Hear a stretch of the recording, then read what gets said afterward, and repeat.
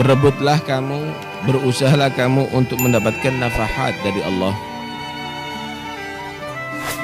Dan beramallah kamu untuk masa depan kamu setelah kematian kamu. Allah berfirman, ya ayyuhalladzina amanu istajibu lillahi walir rasuli idza da'akum lima yuhyikum. Wahai orang-orang beriman, sambutlah Tuhan kamu Allah, Rasul kamu Muhammad jika mengajak kamu. Ayat yang lain, istajibu rabbikum min qabli an ya'tiya yaumul la maraddalah. Sambutlah untuk Tuhan kamu sebelum datangnya hari yang tidak mungkin kamu akan bisa kembali lagi.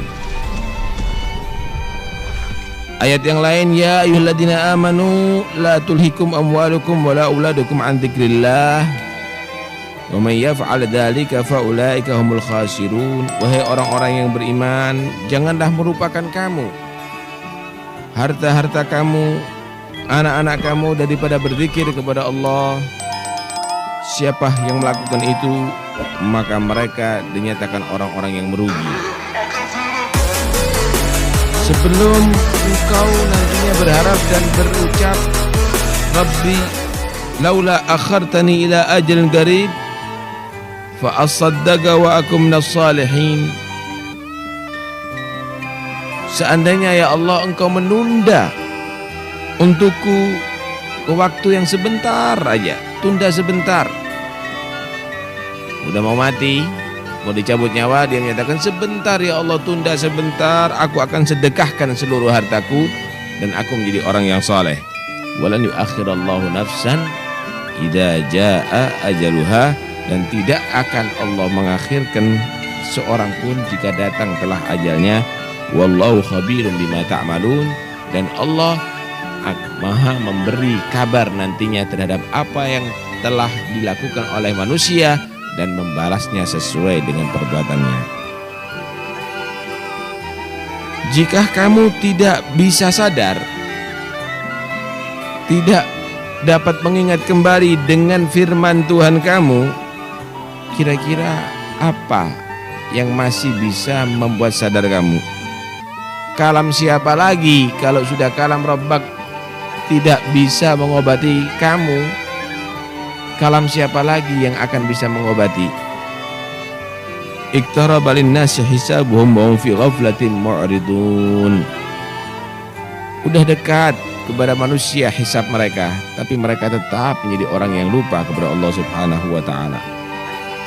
Setiap datang peringatan dari Tuhannya, mereka cuma mendengarkan dan setelah itu bermain-main lagi. Hati mereka yang lupa.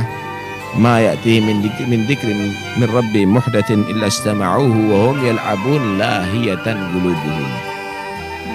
Ayat yang datang didengarkan, cuma sampai di telinga, tetap hatinya lupa. Lahiyatan qulubuhum.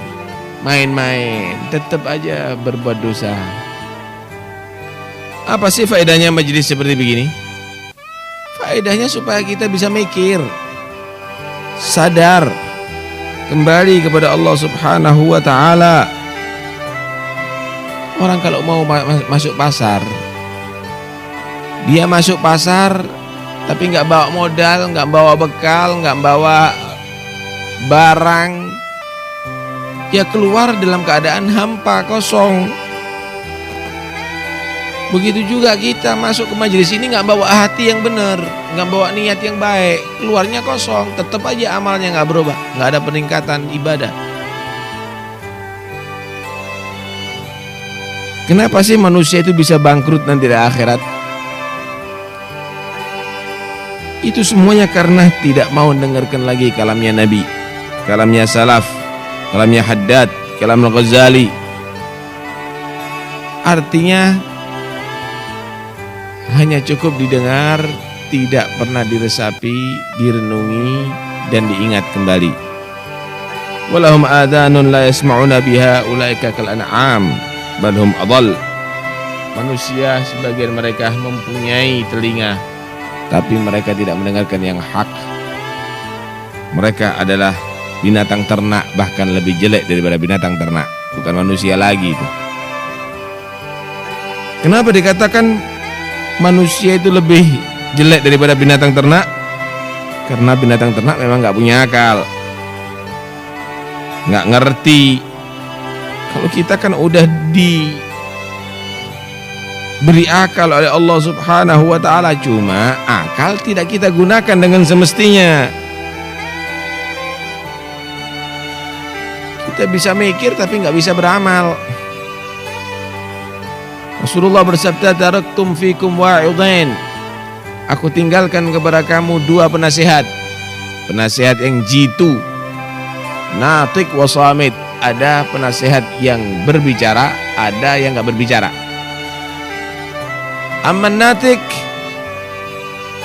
Al-Quran. Nasihat yang berbicara bisa kamu dengar, itu Al-Quran. Itu nasihat paling gitu.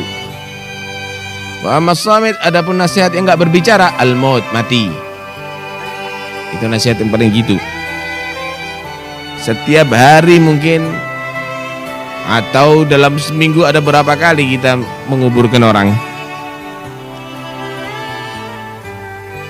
Kemudian pernahkah kita berpikir apa yang akan ditemui oleh mereka setelah kematiannya? Dan setelah tidak lama lagi ente yang akan jadi mayit yang dihantarkan.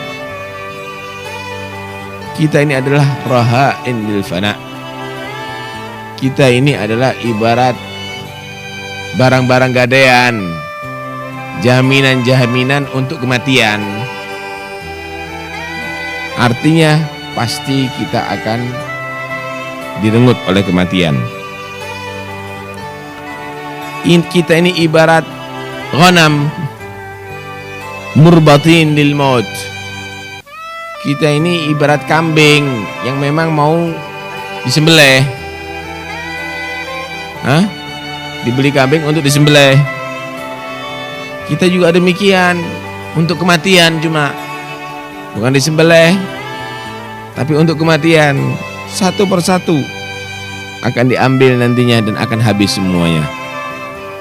Kullu nafsin bima kasabat rahina illa ashabal yamin fi jannatin yatasaalun. Khatib berkata kullu nafsin dha'iqatul maut, membawa ayat setiap jiwa harus merasakan kematian. Rukun khutbah itu harus didengarkan oleh 40 orang ya. Dan mungkin kita termasuk yang 40 itu. Kemudian setelah kita mendengarkan ayat itu, adakah yang selamat daripada kematian? Allah menyatakan kullu nafsin, semua jiwa harus merasakan kematian. Ada kira-kira yang akan selamat daripada kematian? Baik, setelah kematian apa yang akan dialami oleh manusia? Faman zuhziha 'anil nar wa udkhilal jannah faqad faz. Siapa orang yang dinyatakan selamat dari neraka dan dia masuk ke surga, dialah menjadi orang beruntung. Wa mal hayatud dunya illa mata'ul ghurur. Dan tidaklah kesenangan dunia kecuali, dan tidaklah kehidupan dunia kecuali kesenangan yang menipu. Nah, mudah-mudahan Allah mengembalikan kita ke jalan yang benar. Dan majlis ini mudah-mudahan akan ada buah hasilnya dan menjadikan majlis ini bukti kebaikan kita, bukan bukti kejelekan kita. Jadi di sini kita ini harus paham, diadakan majelis, dibacakan ayat Al-Quran atau hadis, itu membuat kita sadar. Bukan hanya sekedar untuk dengar-dengaran, ini bukan dongeng, bukan cerita. Dan Allah jadikan kita manusia ini berakal. Kamu bukan anak kecil lagi yang cukup main-main. Setelah mendengarkan Al-Quran menerangkan bagaimana itu neraka, kemudian kamu dengarkan, ntar lagi main-main lagi, berbuat dosa, lupa kepada Allah, berani lagi maksiat kepada Allah Subhanahu wa taala. Bukan demikian maksudnya. Nah, kalau hanya sekedar untuk mendengar, nggak nunggu kita, binatang juga bisa mendengar.